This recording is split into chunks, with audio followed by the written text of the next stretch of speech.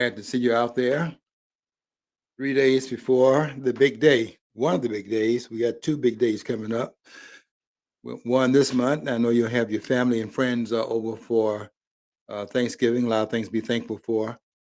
And then, of course, next month we're going to be celebrating Christmas, and that will be another big day for the family gathering, and hopefully for the country to get out some of the dungeons that we've been in for the as we close out the year. This is not a good year until we got to the very end. Until we got to the end of the year, we weren't having such a good year. But boy, did it turn out fantastic! I'm gonna have a great Thanksgiving because one of the things I'm going to be celebrating is how this election came out, and I think we should all be thankful. I don't think we all will be thankful, but I think we should all be thankful for the outcome of this election because we were headed toward a dead end. And what has happened, whether we will recognize it now or not, what has happened is that we were pulled back from the precipice, and because we were heading toward a cliff, this would have been a disaster to elect after having 4 years of Biden, and then having the surrogate come in. To have Kamala Harris come in after Biden would have been, I mean, that's just too much pain for the country. How do you go through Biden and then that trauma, and then you have to go through another 4 years of some of the same? She said she wouldn't change anything, so it'd be 4 more years of Biden, and Biden was 4 more years of Obama, and we had 8 years of that. I mean, how much punishment can this country take? But I'm gonna have a celebratory, probably the most celebratory Thanksgiving I had in the last let's see, the last 2 decades. I feel like Hubert Humphrey. You know, Hubert Humphrey was always saying, "I'm pleased as punch." Well, I'm pleased as punch, and whatever else you drink on on Thanksgiving. I'll be drinking coffee in the morning. I'm going to be having probably apple cider for the beverage for the dinner. But I'm just so I just can't tell you how many blessings I'll be counting this Thanksgiving because I really think this was the most important election this country's had in its history. And that includes, I think that includes George Washington because uh, Washington was going to do what Washington did, and so that election was a given, quite frankly, because everybody knew Washington was going to be the first president of the United States. Who else do you have up? Who else could have sat in that seat during Washington's time period as the first president? Who do you think that would have been? I mean, they had Hamilton there, they had James Madison there, they had Thomas Jefferson there, John Adams, Samuel Samuel Adams. Which of those? Which of those? And there were some outstanding people. The ones that signed the document in Philadelphia. Which one of those persons on that list? No, that was that election. That election. It was important in the sense it was the first election. We got the elections off the ground, but that election was not. I mean, Washington was going to be the president, and he's going to do what Washington was going to do, because Washington was a very special character, and he was going to be the first president. So I'm not so sure I can put that up there as the most important election this country's had. I think the most important election this country's had, quite frankly, and I'm thinking about a lot. I'm going through a lot of lists in my mind of the important elections in this country. Those the people that would say these elections were important. They would say that the election of Abraham Lincoln was an important election, and they would say it because they think that They would say that because the claim is made based on thin air, by the way. The claim is made that Abraham Lincoln saved the Union, so that's why they think that the election in 1860 was important. You can claim that,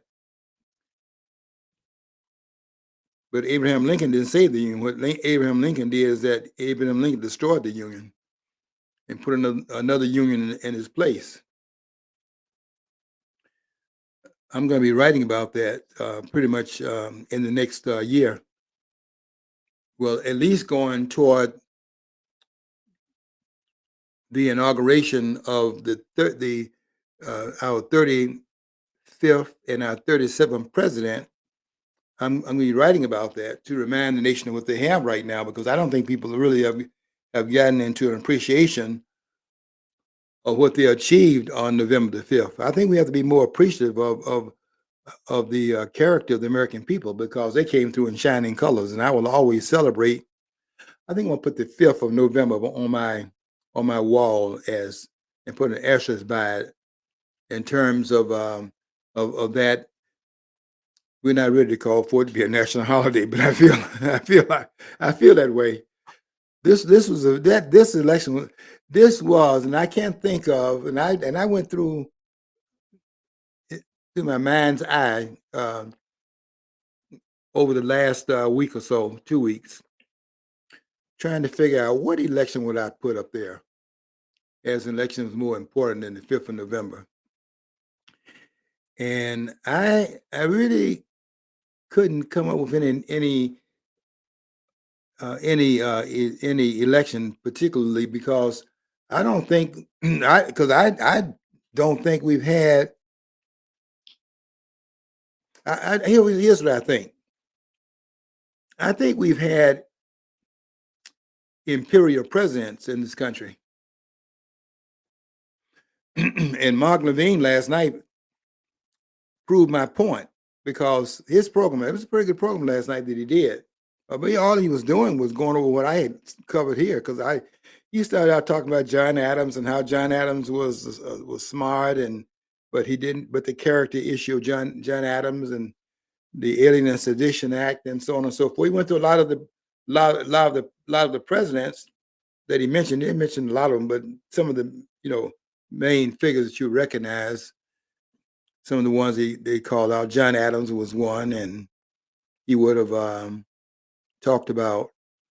Well, he talked about Abraham Lincoln too, but he's talking about Lincoln in terms of Lincoln having uh, been a person that was violating the civil rights of citizens of the country. I think the point that Mark Levine was making was that they have such a fear that Donald Trump is going to be a dictator, and people are just so out of it. This is a point Mark Levine made, and I agree with him on this point. Donald Trump is one of the most law-abiding presidents this country's had. This country's had. You think you've had? You think you've had? He went. He went through that list last night. I mean, he mentioned. What did he mention? About 5 presidents: Adams, Abraham Lincoln, Woodrow Wilson. Yep, Barack Obama,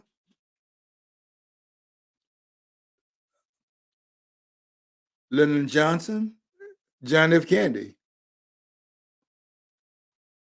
And he went into some of the things that were going on during their administrations and put in the context all these people that have all this fear. I mean, Ellen DeGeneres made good on her promise and left the country, as she said she was going to do if Donald Trump won. I don't think she would have left if he had I know she would not have left, because she was a person that admired. I don't know why, but people do strange things. She admired Kamala Harris, and I'm trying to figure that one out. but she left after Donald Trump. Um, it was clear to me that Donald Trump was going to win the election long before November the 5th, because I saw the handwriting on the wall, some more handwriting on the wall. When it came down to the wires, every time how close it was, but I had seen an indication of it in some of the travels I was involved in. And I was talking to a lot of people on the street and things like that, and talking to a lot of persons, uh, the barbershop, people. And I saw that they were bringing these people out they thought were heavyweights, and I saw that they were not having any effect. And I think that Beyonce moved the needle one iota from where it was before she got on that stage and did a 3-minute talk, for which she was paid, according to Candace Owens, she was paid $55,000 for every second of her 3-minute speech, because they paid her. I didn't know they paid this much, but it shows you, to me, that it shows me at least the desperation of this campaign. They paid her $10 million to get up there. See, I can understand paying travel costs for a celebrity or somebody who you want to show that you're on board, they're on board with your campaign. Mhm. But that's way beyond. I mean, that's beyond, I think, what she would get for just an average appearance that you had made. A concert she would have given. Yes, It's way beyond that. that's right. And she would have had to been out there. If she's out there less than an hour, then those who would pay for the concert would have been upset, because they paid their 38.50 to get in there, and then you're going to be on stage with, like, Kamala Harris on stage 15 minutes, and she's finished with her talk. They're not going to tolerate that. But yeah, that the report, I'm just taking Candace Owens' word for it, that they paid Beyonce $10 million. And that comes out to, according to her figures, I have not done the math on it, but she said the figures would be that it was a payment then of $55,000 per second. I don't know anybody getting. I don't even think that Elon gets that kind of cash. He's worth, what's the latest figures? $250 billion, and he's the wealthiest person that's walking on the earth. And I don't think he can claim that he's gotten up to the point of that much per second. I mean, he makes a lot of money because this guy is a genius. But I don't know if he has ever claimed he's made. Do you divide it into seconds to find out how much money is this man making per second? I don't know if anybody's ever done that before, but that's what they say. Candace Owens. This is what Candace Owens said, that the cost of the appearance by Beyonce would have been this amount of money per second. And of course, they try to act like she's going to get up there and start singing. And of course, whenever she sings, she got to be wearing, because people like to look and also hear. And and they thought she'd be wearing that traditional and usual bathing suit. She comes out to show her legs, and they were there to see that. And then to hear her bouncing all over the stage and things like that would have been, they thought they were going to they thought they were going to a free concert. But Donald Trump, I just have to say that I kept going through my memory bank, because I pretty much know the record of the presidents, and I was trying to figure out which president would I put up there as being quantifiably significant in terms of their having an effect upon the country to do something that, if they had not done it, no other person could have stood in the gap and carried it out. Now, who would I claim that person would be? And I can only think of one person. You can help me out with some other names. The only person I can think of that we elected to this job at a time that it was elected in, that no one at that point in time in this country's history could have done that, and that's the great George Washington. Now, I know people are going to try to trump that with this noise, which is what I consider it to be, and talk about this it's almost blasphemy as far as I'm concerned to put this man up there, Abraham Lincoln, the 16th president, and put him up there as number one. He's number 16. If I listed presidents, I'll tell you this: he's the 16th president who was elected. He's not 16 on my list. I put him down there. I put Abraham Lincoln down there.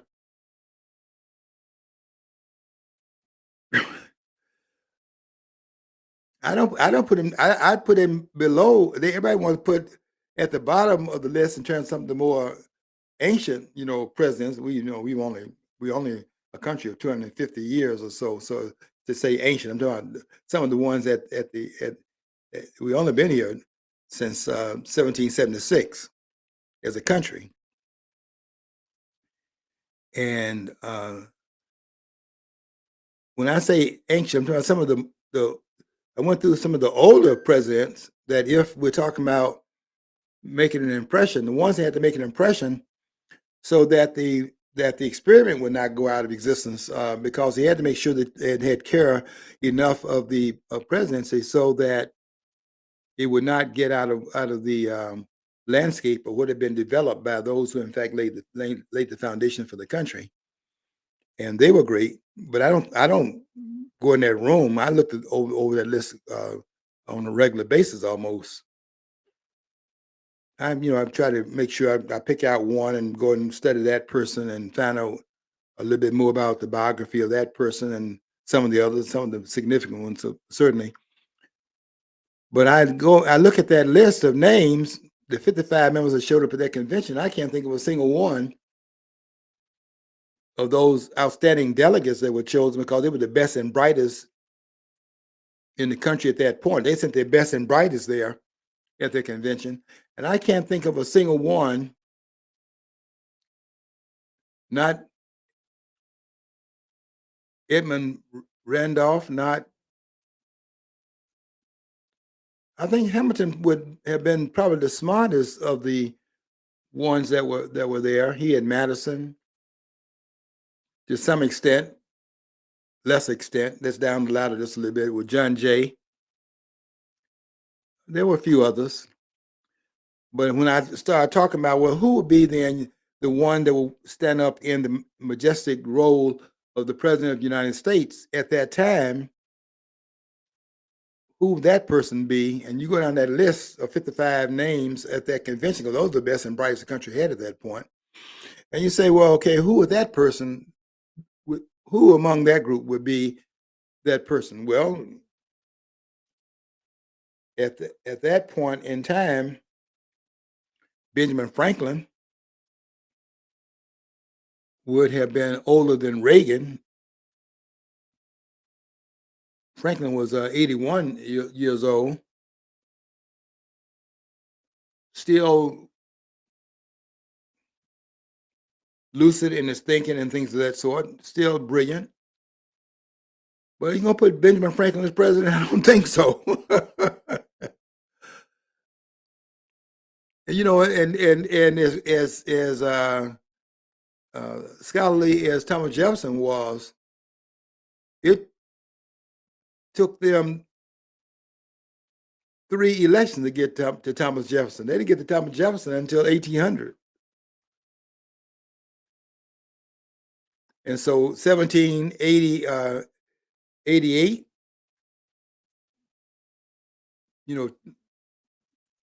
taking office in the aftermath of that election, but we don't think about Jefferson yet,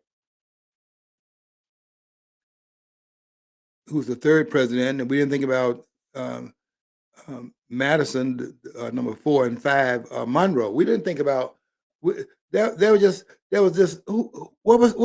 there to think about at that point? That's a no-brainer. There was nothing to think about. We knew Washington, so I can't put that election of Washington up there at the top because that's just a given. Now, do I put Washington up there at the top of the president? Yes, that's a different question, though. But we're talking about elections here. What Washington had to do was fight him off of him because they're trying to make this man king. So it wasn't the election that was all the election was. What the election was the coronation of an already given. I just can't. I just don't think that election. It was certainly culminating in an acknowledgement of the greatness of George Washington. But the election itself, you can't say based upon the fact that it was a given that election was crucial because it was you could put who else's name gonna be in that hat? You can't. I would challenge any of these scholars to go back in that time period. I would like to hear some of these names. I get to hear this from the scholars. Who do you think would have been in that hat? You're gonna put names in that hat. And you're gonna pull out the names of some people who, at that time, could have aspired to be the first president of the United States. Now we're talking about the first president. Now, who would have had that statue? Who? I'm waiting. I'm waiting for that. I'm waiting for that phone call. No, you're not gonna have a phone call on that one. That was just a given, and he was so far ahead of everybody else that the unanimity of the question was whether or not there would be unanimity. I wondered sometime if there would have been unanimity if he had run for a third term, because there was a unanimity in the first in the two elections in which he was a candidate for the presidency, and that was as it should be, and it should be that as it now stands alone. It will never be another president that would have that unanimity in the electoral college. Of course, we wouldn't have it now. But then when they got close to it in Monroe's time period, in the era of good feeling, Monroe was 1816 to 1824, served 2 terms. And in the second election, in the era of good feelings, he would have been a unanimous choice for the president in terms of the electoral college. But there was one person from Rhode Island. He wasn't Massachusetts in this case. It was a person from Rhode Island that just didn't think that another president should stand in the same stead with George Washington. Therefore, he was what you would call a what's that word they use? Uh, Unfaithful. They call them unfaithful electors, and an elector who, by the way, his state had voted, should have voted for Monroe because the state had voted for Monroe, but he thought that nobody should stand in that space with George Washington, and I would agree. I don't know if I would have acted the same way. I would have been sent there on a. It would be a toss up. I'd have to think about that one. But I'm not mad at him for having George Washington standing alone in that regard because this was something. This was something the world had never seen, and they would never see it again. This country would never see it again, never, and has never seen it again. But I do understand the energy. But no, uh, Mark, what Mark Levine was doing last night, I really have to give him some credit because he pulled some cover off a lot of things by having to defend Donald Trump because he's trying to show that all this noise about how dangerous Donald Trump's going to be and he's a dictator and all of that, and people leaving the country. Ellen DeGeneres left and took her wife. I think his wife in this case. I think she's the husband. They had to figure that out too. How X equals Y and you're not in the geometry class. Got to go and do some more figuring. But I'm people talking about leaving the country if Donald Trump won the election. I give her credit. She did go. I didn't think anybody was going to leave because they didn't leave last time. They had made all that noise. Oh, we gotta hold her up to the example. Here's a partial list for Barbara Streisand, and there's a host of other ones. So you got to follow along with your hero Ellen. Okay, make good of this. But could you imagine the glut in the real estate market now with all those available mansions? And the account. So could you imagine all this? I mean, they're not going to be able to move them fast. Yeah, but You know? DeGeneres has been flipping houses. That's one thing she's been doing in real estate. She's been making a killing on some of her real estate deals. That's why her wife, what's that wife's name? I wrote about it today on my Facebook. Portio or something like that. Portio. Is it Portio? It's Porti. I don't know how to pronounce it. Portio. I don't know. I just saw it just a couple of minutes ago. Right. I don't know how to pronounce it though. Is the last name Rossi though? Rossi. Yeah, Rossi. Yeah. Rossi said when they were talking about the housing situation, Ellen DeGeneres said that she has bought a house and her wife, husband, whichever one it is, you can't tell. When you got XX, you have to choose which one you're going to be, because if you have XY, we know who the husband is, because the Y is the male. But when she said that she bought a house, the wife husband in that relationship said, and house, because she kept buying houses and she kept flipping houses and making money on it and so on and so forth. She's not gonna make that kind of money flipping into houses in England, because they got too many persons in there now from outside the country, and they can't house all the ones that are there. And anybody buying no houses there. Those immigrants coming in there, they can't buy a house at the amount of money that she would be flipping houses for. What kind of cost she was flipping houses for over here. And some of those houses she was flipping cost $20 and $30 million. But they say she was very good at it. I think she's the last one she was in before taking her houses across the pond. I think that was a mansion that cost, I think I read $30-some million, and she's worth $400 million. Let me see her make that amount of money over there. But she has enough to last her a lifetime, regardless of what the stead is over in England. Because I don't know if she'll be employable over there. I don't think they're gonna be too. And unless she renounces her U.S. citizenship fully too, and if she's just doing that because during the time that Trump's in office, she's going to have to pay taxes here too in the United States. That's a good point. But the IRS is not going to let her go. They're not going to let you off the plantation, without giving your due deference. That's a point, John. I hadn't thought about that. You're right about that.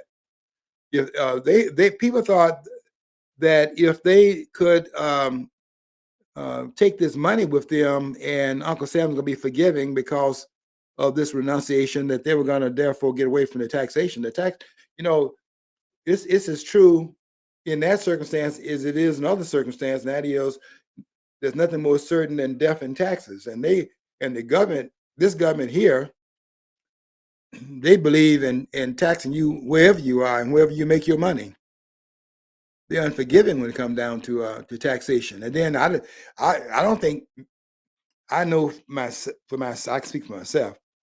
I would not mind half as much as I do. I do mind, because I think that what I make is mine, and what the government taxes on me from is also mine. But I would feel less heartache about it if I felt they were using the money they're confiscating, because taxes is a confiscation. Let's get that straight. It's a confiscation by people that have gone in the government to do things in the government they cannot do otherwise, because you cannot just out here start grabbing people's cash. You can't just start grabbing people's cash. Can I say that without about again, man? You just can't start grabbing people's cash like you're the mafia. I mean, unless you're the mafia with a government title, because that's who they are. This is the mafia, but they got a government title behind it. Representative, senator. These are mafia. These are government mafia titles. They don't call them the Don, and they don't call them Joe Cavallini and some other that kind of name. Joe Biden. They don't call him by these they don't call him names like what's that guy's name that they put a they put a hit on. Well, some names like Capone. These names the end. Those Italian names end in an alphabet. I mean, not an alphabet, ends in a vowel. Yeah. And Biden name doesn't end in a vowel because he's not Italian, but he has some Italian instincts. not Italian instincts. He has some mafia instincts because I don't want to paint this brush too broad. It's like the Klan. I don't want to paint that brush too broad, or the Panthers. I don't want to paint that brush too broad because these are cubbyhole organization groups. It doesn't fit all the members of any group. So Joe Biden,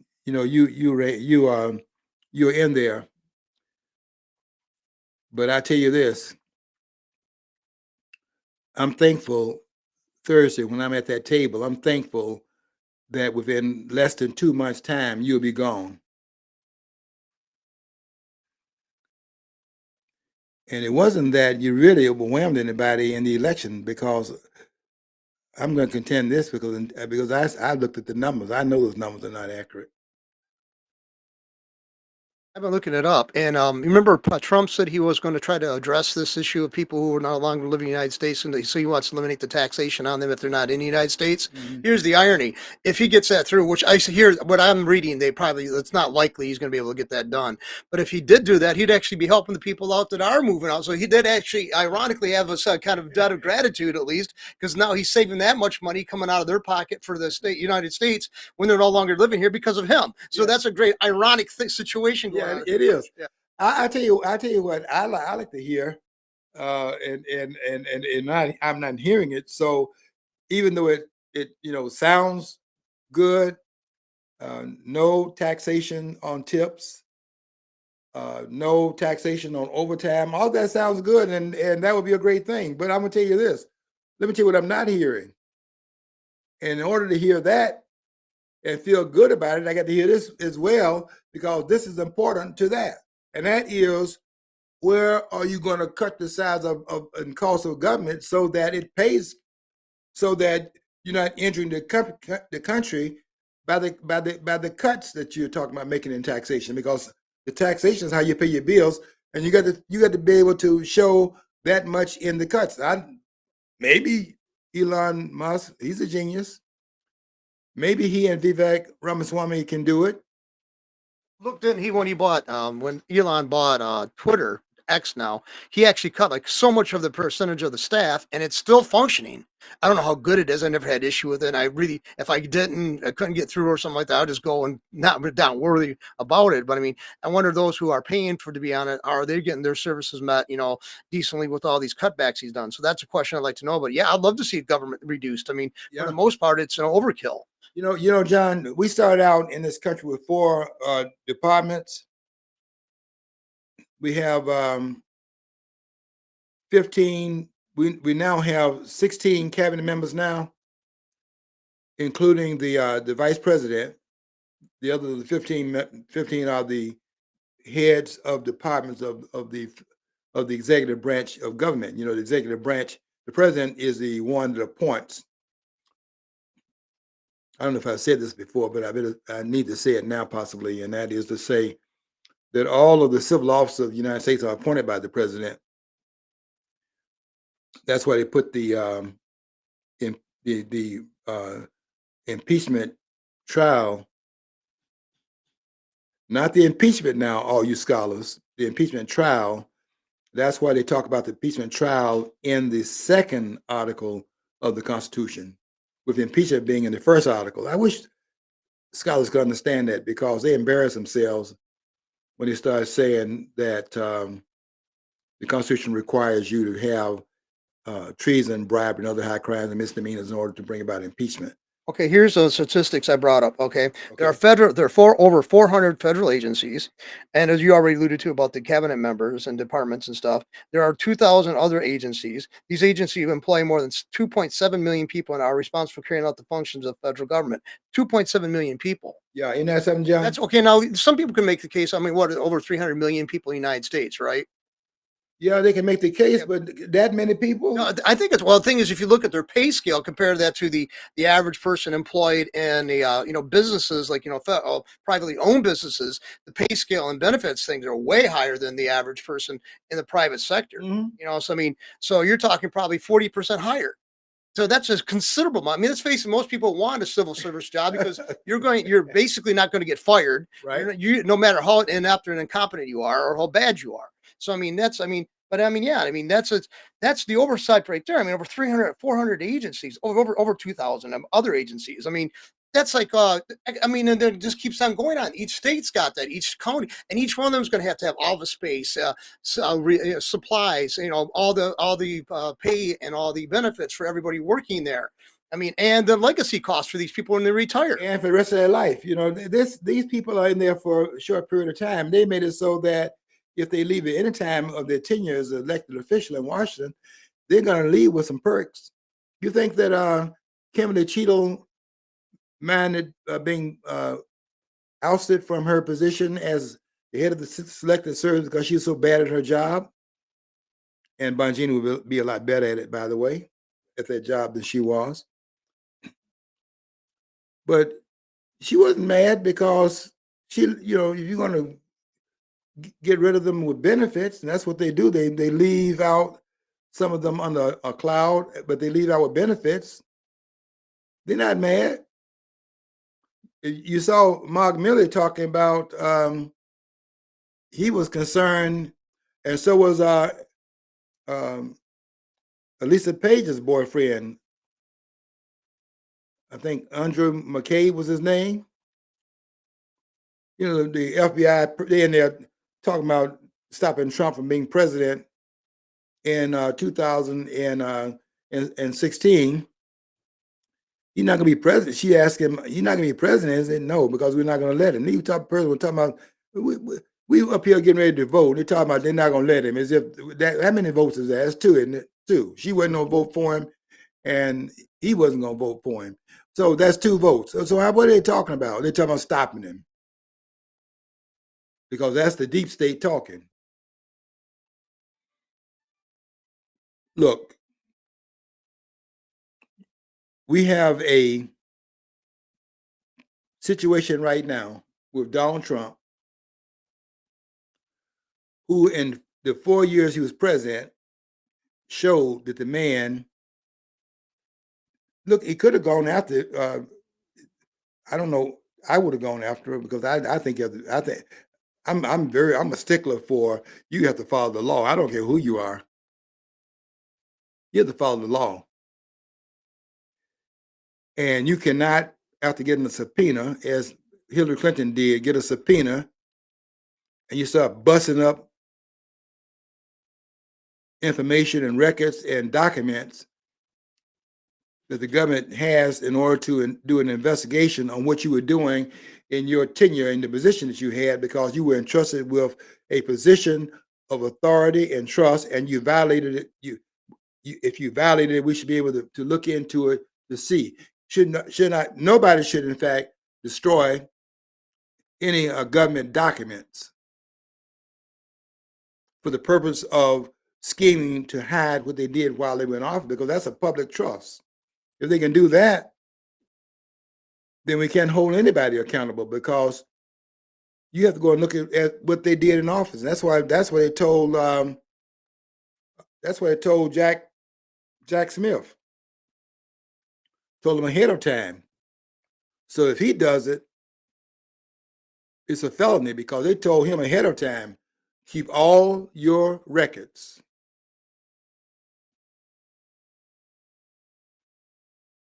We getting ready to see something here. Keep all your records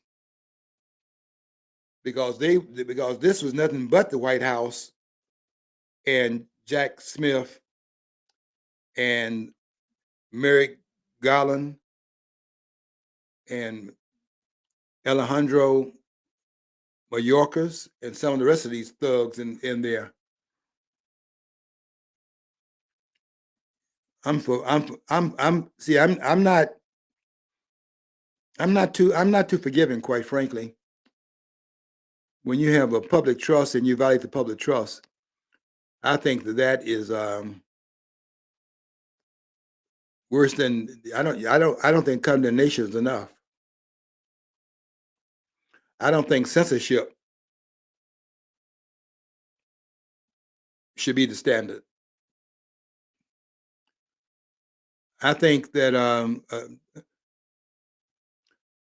particularly when you do what Garland has done, and there are people that have been thrown in jail. This man went and hunted for people, couldn't find enough to put in jail based upon what happened on January the 6th. This man went and looked for some folks. They were so angry about the authority being challenged. That's what this was about. They were angry about someone having the nerve to say that something had happened in the election. They had authenticated the election, saying that the election was real, and Pearson came behind them and challenged their word at what they were saying. They were angry because people challenged their authority, and they're going to show them where it's at. And they violated everybody that's serving time and has served time based upon January 6th. Every one of those persons had their civil rights violated, and we had one person who, in fact, was killed. Ashley Babbitt lost her life. Another person was trampled in the government's Fedsurrection, which is what this was. This was a Fedsurrection. That crowd was. You see, this is what people are not getting.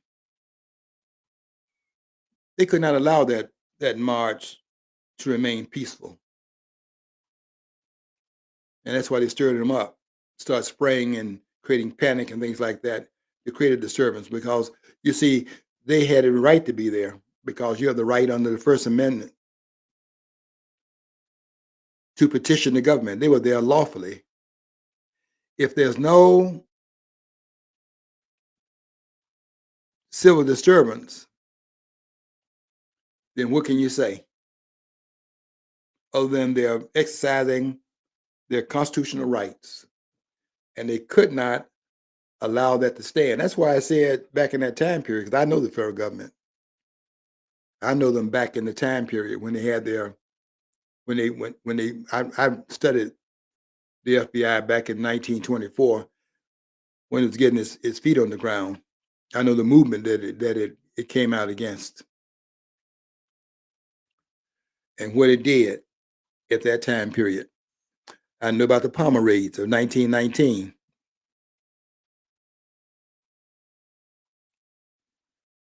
The FBI didn't just get out of control last Wednesday.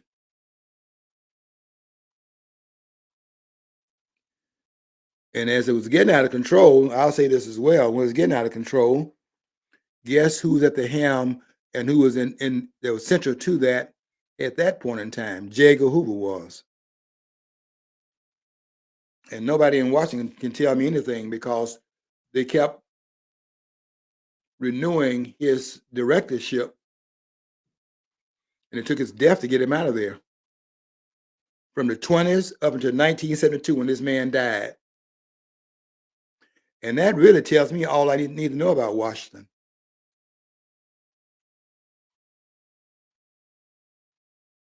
but I'm for accountability. And I'll tell you this.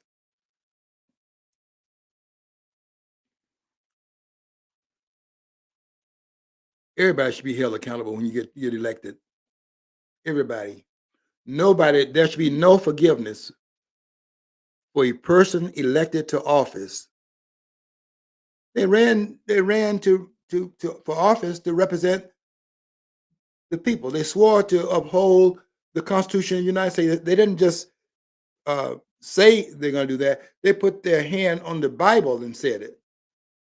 They raised, I don't know if you, it's the left hand and the right hand goes up. And they do this with a straight face. Every last one of them. And every last one of them that do that, every last one of them is lying. Every last one of them is lying. Nobody's following give me a break. Nobody's following that Constitution in Washington. I'm calling these judges out. They're not going to say anything. They don't. I've been calling them out. I just stopped calling the lightweights out, like Ellen DeGeneres, these lightweights out, these lawyers. I'm calling the judges out now. These Supreme Court judges, they don't know anything either.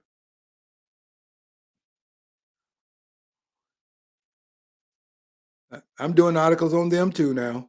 And I'm going to tell you something.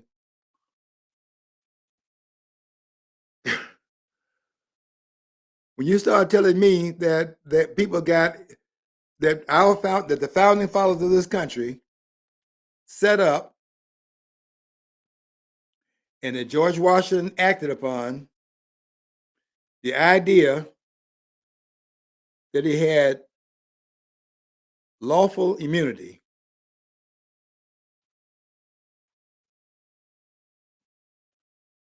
And they're talking about the president has immunity. Now they go and try to figure out what immunity is. Is it this? And they keep on making these stupid decisions that have nothing to do with the Constitution of the United States. And I'm here to call them on it because I'm going to tell you something else. They're not objecting to this this kind of thing, and that tells me a lot about these scholars because I don't hear none of them objecting to these claims that are being made, and that tells me this: they don't understand the document. Because I hear them also in what they say, so I know that from that standpoint as well. But the mere fact that they're silent in terms of their representation of it, they say they represent the constitutional scholars. I don't hear none of them being. I don't see any of that. I don't hear any of it, and there's no evidence of it.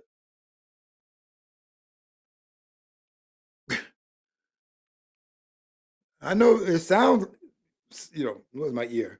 Sounds like, but I don't hear that. And what they say, these persons are not constitutional scholars. And when they start talking about like they had is the name David Sean? They had him on there on one of those two programs that Mark Levine did this weekend. And he couldn't hardly wait to start telling us about what the Supreme Court said in this case and what the Supreme Court said in some other case. What about they say you're a constitutional scholar. What does the Constitution say? Can we get to that point? Is that a discussion?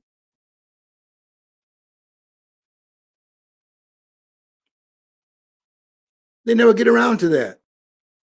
And to be honest with you, go read the front cover of the book called The Politically Incorrect Guide to the Constitution, written by a person who is both a JD and a PhD. They're JDs. They're not PhDs. But this man is a JD, a Juris Doctor, has a Juris Doctorate, and has a document in philosophy, a philosophy degree. The third and highest degree. And on on the front cover of the book called The Political Incorrect Guide to the Constitution, he says modern, he used the word modern, and I don't have to say modern. I think this John, I think how modern was John Marshall. But he says modern constitutional law has almost nothing to do with the Constitution. Well, can't argue with that, but it ain't just modern. John Marshall was the Chief Justice of the Supreme Court from 1801 to 1835. He was there for 34 years, and then the one who succeeded him was in there almost as long as Marshall was, not as long. He was in there 20 some odd years, and that was the Supreme Court Chief Justice that ruled in the Dred Scott case. I'm trying to think of his name. I don't know why I can't think of his names. As once was able to call them up. Very. You get older, you start. Some of those synapses don't fire on time. Okay, we got a comment here, and we don't want you to go get too big of a head over this, okay? So BA 0701 says, George always comes with knowledge, wisdom, and more importantly, these days, common sense. I wish more people would listen to what this man is trying to tell us. And I said, we agree, so thank you. All right. Yeah, they're not going to ever listen to George Moss. They're not going to call George Moss anything. I don't sit by my I don't sit by my phone, by the way. They're not going to call me up. Because I will tell you right now, if I get on the air on these TV stations, they're never gonna have me back, because I'm not gonna be like these persons. See, that's another thing. They have a screening. I found that out when I was they call you up sometimes on these live feeds when somebody needs raising money. They want to have a town hall like Ted Cruz did, and I got a phone call and asked me to stay on the line, and we're gonna blah blah blah, as if they're gonna let me ask my question. But anyway, what they do on those, if you've never been called, the way they do that is that while they have the program going on, your line is silent now, so you just can't burst in while somebody else is talking. They have you're on line, but you cannot, you can't say anything. They have a blockage, but they open it up and they ask you offline, and they'll come online and ask you, what is your question? And I gave them what my question would be. And I'm saying to myself, well, I'm doing that. I'm saying, I know they're not calling me back or calling me now to ask that question on the air. So, and of course I knew, I held the line the whole time, but I already knew the answer. They're not going to call me back to do that. But look, what they're doing with these persons they have on TV, like Ellen DeGeneres and Lawrence Tribe, and they don't do too much with Lawrence Tribe. It's Turley, and it's Ellen DeGeneres. Those are two television scholar heavyweights. They're television scholars. That's what I consider them to be. They're television scholars. They're not scholars of the Constitution. They're television scholars. If you notice, they hurry away from the Constitution. They hurry up to talk about the Supreme Court. Okay, here's the Supreme Court. 5 said this and 4 said the other thing. They don't even agree with each other, and they are now making that law. But that's what this book is talking about on the front cover. It says that it has nothing to do with constitutional law that by the Supreme Court has very little to do with the Constitution, and it does have very little to do with the Constitution. It has almost nothing to do with the Constitution. You start talking to me about somebody having presidential immunity my foot. Not even my foot. That's too much. My big toe. What presidential immunity are they talking about? Where did they come from? I'll tell you where they came from. They made it up. It's another opinion. Can I say that? It's another opinion. It's another Supreme Court opinion. Okay, now, what makes their opinion better than your opinion? Here's the answer. Nothing makes it better. And that's not even the question. You know what What is makes it more powerful? they say the Americans are used to by the Europeans as standards are considered like too arrogant. But I mean, we were built upon having an informed populace. Ironically, that went by the wayside pretty rapidly. But I mean, yeah, I always thought that we have to look to these experts in this stuff. And it's like, then we take what they say, even if you can make a case on your own, you're not supposed to speak up because you're not learned. Right. Well, the constitutional setups to keep the reign in the government, not reign in the people. That's one thing you got to keep in mind. And another thing is too, it was pretty. I mean, it's kind of somewhat archaic language in some people's eyes, but it's actually pretty clear if you actually examine it. What's allowed and what's not allowed. Why is it such a? Why do we have to look to these experts to decipher this for us? Yeah, and you know what? That's another point that's made in that book, the political incorrect guide to the Constitution, is because it's not complex if you understand the document. I think the first thing you have to understand, nobody said this, but I think the first thing you have to understand is that you have to, and the scholars understand this, and that's why they make so many errors in what they're talking about. Alan Dershowitz makes a lot of mistakes, and when he talks about, he's a television scholar for sure, and he can go in Harvard and teach that stuff. I forgot to add, we have a comment here. Happy Thanksgiving to you, George Moss, family and friends. Wishing you the very best. So and that was from Patrick Harper. I Okay. definitely appreciate that. And we're going to have a wonderful Thanksgiving. I'm going to have as I said at the beginning of the program, I'm going to have a wonderful Thanksgiving because I am just so elated. I don't think I'll be able to come down from this high that I arrived at on the 5th of November, because I knew what was getting ready to happen. I had seen it out. I had gone out to Las Vegas, and I saw the handwriting on the wall, on that wall, because I went to a rally that John Trump had in Las Vegas. This is where I was in Mexico, of course, and some other non-Western countries, because that is Mexico. Go out there and see it for yourself. But I went to the University of Las Vegas in Nevada, and they had a seating capacity in that particular Coliseum of 29,000. I was sitting there, and I was sitting among nothing but Hispanics. And I kept looking at that crowd and looking how they were responding to Donald Trump, who was who came at 10 o'clock Eastern time, but it was 7 o'clock the time in Las Vegas.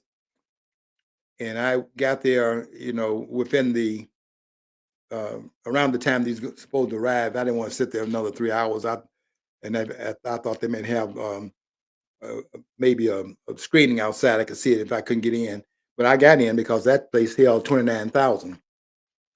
That place is bigger than Madison Square Garden. Madison Square Garden, as I said last week, holds 19,005. This place would hold 29,000. So I walked in almost at the point that Trump was supposed to be speaking. Of course, there were a lot of persons that spoke ahead of him, but I think he must have gotten up there around 9, 2 hours into the event. But there were a lot of good speakers and good points being made before Donald Trump, and of course there was Lee Greenwood doing the intro, and now they got a Bible out. Lee Greenwood, I guess you have to call it the Lee Greenwood Bible because it's proud to be an American Bible, and it's a Bible, but it has some things in it about the Trump movement and things of that sort as well. But I knew that, look, I'm going to have a great Thanksgiving. And I knew before the election, I came back and told John, I told the studio, this election is over. I don't care what they're saying about this election is close. I went out there where they were saying that he might get this vote, might get that vote. And I saw the blacks leaving the plantation, and they're trying to rein them back in. They brought Barack Obama out and brought Michelle out as if they're gonna be able to whoop them back on the plantation. I'm trying to figure out, where do they have any legitimacy? And really, the question to me for these persons that Ellen DeGeneres leaving, my point to you would be not that I'm glad to see, I'm glad that I'm sad to see you go. But my question to you and also the others that were talking about going is why didn't you go when they elected Barack Obama president? Because Barack Obama wasn't even eligible to be president of the United States.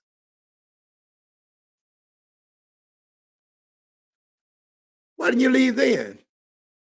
And then how do you leave in the aftermath of Donald Trump having been elected a term, and you leave under the assumption that the man is a dictator when he's been in office for? I mean, what are you, stupid? Well, I'd like to see They that say too. we're stupid on there.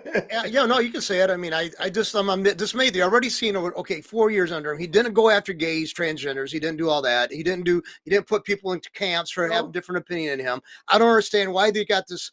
And all it is like, I mean, it's paranoia it's on them. I mean, this is to show something's going on in their heads, not on Donald Trump's agenda. I mean, it's ridiculous. I mean, how do you say that the man is going to be a dictator? You know, that last night I have to say this about Mark Levine. Now, Mark Levine needs to stop talking so much on this program. He doesn't have. If you're going to have, if I had guests, I'm not going to be in here doing all the talking. I bring a guest on so that the guest can do that. We don't normally have a guest, but when I have had guests, I guarantee you, my guests they knew what my guests came to say because that's how you handle an interview. The only person that can actually do it as well, there's nobody can do it as well as Tucker Carlson. Carlson knows how to stay out of the way. That's something that Mark Levine hasn't learned, and Sean Hannah, you that's to the 10th power in your case. We do have a question here. Okay. Okay, George, in the absence of immunity clause, how do we stop the lawfare we just witnessed? Where people do you not agree with, seek to charge you for the actions you took? Where do you stop this at? Where do you kind of, like you would just the bad prosecution attempts against Trump, for example? No, what their mistake is that they think that everything that they would do against those who did things against them is retaliation. This is the mistake that they make. It's not retaliation. It's the correction of that which they didn't do, which is they did not follow the law of the land in order to bring about the kind of persecution. Well, not prosecution, persecution.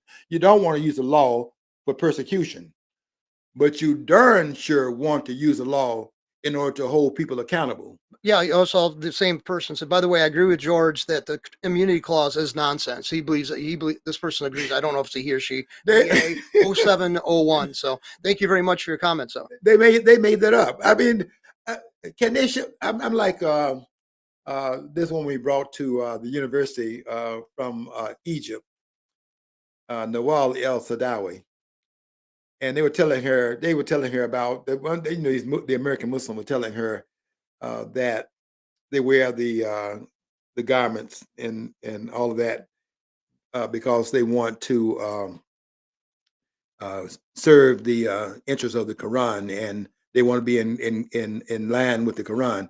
And Nawal El Sadawi said to them, "Can you show that to me? Can you show that to me?"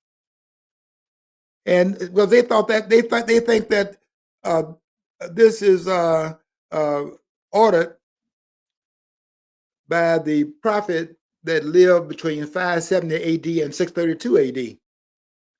They think he ordered that. They didn't order that. These male chauvinists, don't get me to start calling names here. well, yeah, because I remember a professor I had at U of M, Anmach. He was Arabic. He taught Arabic and history. He taught at U of M, and he said, going on about the hijab and all that hijab. He said that's not in the scripture. It's just modestly, it's not in the Quran. It just says be modestly dressed. That's all. You just continue to repeat something, and then before you know it, they think it is somewhere. They're too lazy to go and read it, so they just have to take your word for it. It ain't in there. Like people take their word for all these things that the Supreme Court is doing. It's not in the document. Ain't nothing in the document. But you think our the great framers of this country had met in Philadelphia after coming behind the laxity of law-abiding people like King George III, who's on the other side of the water between the English Channel, and King Louis XIV over in France, are telling us, "I am." What's that French part? "I am the state." You'd have to have bought into Louis the 14th after fighting King George the Third. After fighting King George the Third. Sure. It just goes to show. I think people are so scared of having freedom, they're willing to find a way to say, "Well, we have to give it up for the better good, or the the more what they call the I think the common good. That's what I think because Yeah. they don't like having freedom. I mean, Dostoevsky talks about that, and so do other Yeah. philosophers. People run for freedom. Yeah, because there's a great responsibility to come with it. And people do not want to be free because to be free is to be responsible for your actions. You cannot have freedom unless people are willing to be accountable. If you think these politicians can go up there and do what helter skelter what they want to do and you remain free, you're not going to remain free. They'll take their freedom from you because you're licensing them to steal, and license to steal and license them to be out of control as they are right now. How did we get here in terms of this being at the edge? Everybody talking about we get to save the country. Why does the country have to be saved? Another thing is I got sick of seeing this as a kid. We've always allowed people to do these postmortems on the country. What failed, the failure of the American dream, all this stuff. Where I was never sure what the hell the American dream really meant. I thought that was individualistic. I didn't know we have to have the same script. But another thing is too, it's like, why do you keep on doing the postmortem? The country is obviously still living. We're getting people who want to come here who are coming here illegally. So why are we doing this postmortem? Why are we burying this country? And we continuously done this. I'm 61 years old. I've seen this on TV and I've seen this on radio for years. Why do we have to do this? We act like it's a dead issue. We're a dead country. We're not. Right. John, you're making a great point. I look, people keep talking about we got to save the country. The country was saved in 1783. Can we say that the country was saved in 1783? We had to after we declared the independence, we didn't just simply they didn't just start waving. By the way, BA is also adding too. Yes, accountability. Finally, somebody to speak in common sense. Exclamation point. George needs a position in this upcoming cabinet. I agree. So, I mean, of course, he won't be doing the show over here anymore. But John, the people in Washington, I have to tell you something. This is a little secret. I guess I shouldn't be saying this publicly. We got gangsters in government. do you think they got goons who are hired and they got millions of rounds of ammo to go against us? Yeah, that's exactly what it is. These people are gangsters. That's why this book written by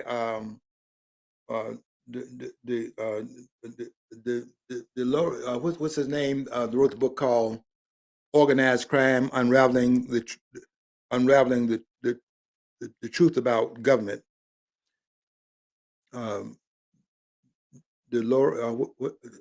He wrote the book called.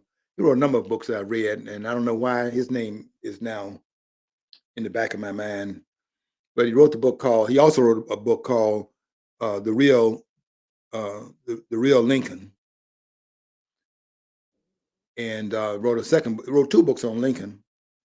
Both of them are very good. Trying to think of his name. Anyway, he and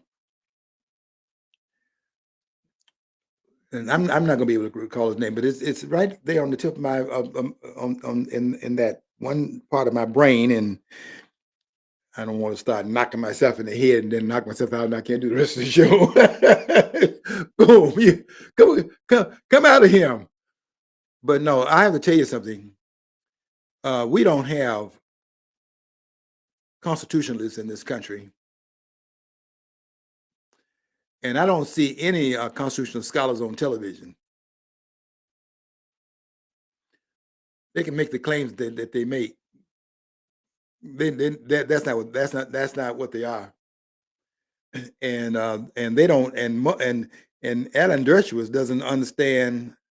If the very important thing to understand. Nobody has said this before, but I've only said that thing one time on the air. You have to understand what you have to understand about the Constitution. First of all, you have to understand the geography of the Constitution. That's a mistake that I see Ellen DeGeneres was making when this guy would say stuff like, "You have to have treason, bribery, other high crimes and misdemeanors in order to bring about impeachment." Where is that found in Article 1, where the impeachment is in fact found? That guy jumped from Article 1 to Article 2, where the trial is being talked about, and he put the trial in Article 2 because the trial is is in Article 2 where the executive branch is, because the executive branch deals with everybody who can be called to question under the impeachment provision. Understand that. I see people on the air sometimes saying we ought to impeach Schumer. We can't impeach Schumer. Schumer's a senator. Or you should impeach. I mean, I'm not against throwing him out of there, but you can't impeach the man, because impeachment is for treason. Impeachment is for the president, the vice president, and all civil officers of the United States, according to Article 2, Section 4 of the Constitution of the United States. Here's what it says, and I'll quote it exactly. The president and vice president and all civil officers of the United States shall be removed from office upon impeachment for and conviction of treason, bribery, and other high crimes and misdemeanors. That's in Article 2, not in Article 1. If it's in Article 1, something else had to be the case, but they put in Article 2 because the case is that covers everybody in the executive branch of government and everybody in the federal government.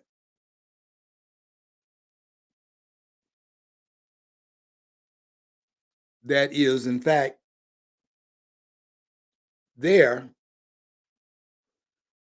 based upon the fact that they were assigned to that position by the President of the United States, because the President of the United States assigns everybody that is a civil officer of the United States, everybody in the federal government.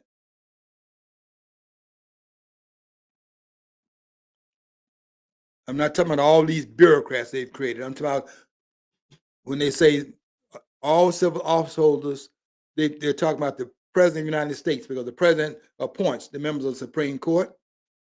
He appoints the other civil officers of the United States. He appoints his cabinet.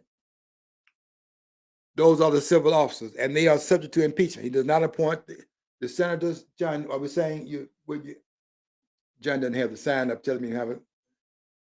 Okay. You see, the civil officers are the officers that are in fact appointed to the federal government by the President of the United States. And those that are, I should say, those who are nominated, and then they're confirmed with the advice and the consent of the Senate, is what it requires through the check and balance, and also through the separation of powers. You want to have the president. See, that's another reason why the president does not have immunity, because if he had immunity, it's simply appointed and shut up. Everybody else can just shut up. That's not how our system works. And no official understanding the Constitution will ever make a claim like this court has made a claim. They're up here trying to search now where the immunity would end and where it starts and all the rest of it. And they shouldn't have opened their mouth to even start down that road. There's no immunity of the President of the United States. There's a procedure to follow to get to him. In fact, if he's involved in a violation. See, I think Joe Biden should be in prison. But I do understand this. It's not going to happen, nor can it happen based on what he did while he was president, because there's a procedure to go through, and they're not willing to go through that procedure. They're not going to impeach Joe Biden. There's too much in agreement with the man. Did you see anybody talking about leaving the country because Joe Biden stole the election in 2020? You can't have look, folks. You can't have those. I don't have to. I respect Sidney Powell and some of those persons that went out there and made a case that this election was stolen. But you cannot do it the way they did it. The method that they used to make their case is wrong. You can't go up there saying somebody that's outside of the thievery that occurred is actionable because of what somebody else did. You can't blame them for it. The politicians did that. The machines fed them a lie, and they put a lie out there. Biden didn't win that election in 2020, but I'm not go up there and talk about no machines. But I will say that you cannot win no 81 million votes in an election where the incumbent got 12 million more votes than he got when he ran as a non-incumbent 4 years earlier. That can't happen. That did not happen. And shut up. Okay, I get John tell me get out of here. Okay, well, I didn't say it that way. yeah, but John's waving. I'm wondering, John trying to saw his neck off. He's doing that. But look, we had a great election. I want all of you to have a great Thanksgiving because there's a lot to be thankful for. Because the main thing we should be thankful for right now is our country was pulled back from the cliff by what you did, the American people, what you did, and pulling us back from that cliff. Follow your dream. If you don't follow your dream, you never know what's on the other side of the rainbow.